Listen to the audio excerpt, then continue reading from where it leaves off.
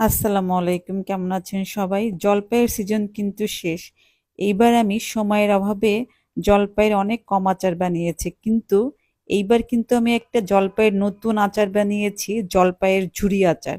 সবাই তো আমের ঝুরি আচার বানায়, কিন্তু আমি এবার বানিয়েছি জলপাইয়ের ঝুরি আচার। আমি এখানে আচারের জন্য 1 কেজি জলপাই নিয়েছি, ধুয়ে কুচি করে কেটে নিয়েছি। আর অল্প করে আমি নিয়েছি কালো সরিষা এবং পেঁয়াজ কুচি, রসুন কুচি। আর কালো সরিষাকে আমি আধা বাটা করে নিয়েছি। এখন দিয়ে দিলাম লবণ, এরপরে হচ্ছে মরিচের গুঁড়া, এরপরে একটু কালার হওয়ার জন্য হলুদের গুঁড়া, কিছু দিয়ে দিলাম কালো জিরা, এরপরে দিয়ে দিলাম 1 কাপ চিনি।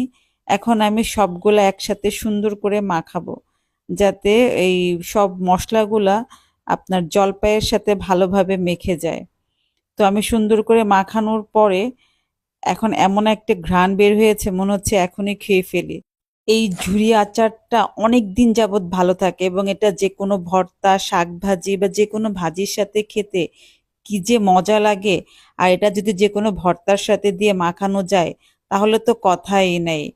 তো আমি আসলে আমের ঝুরি আচারের সাথে সাথে আমি জলপাইয়ের সিজনেও জলপাইয়ের ঝুরি আচারটা করি।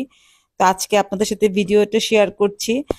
আমার এই রেসিপিটা ভালো লাগলে আপনারা কিন্তু বাসায় ট্রাই করতে পারেন, জলপাইয়ের সিজনে বা আমের সিজনে এই আচারটা কিন্তু সারা বছর ভালো থাকে।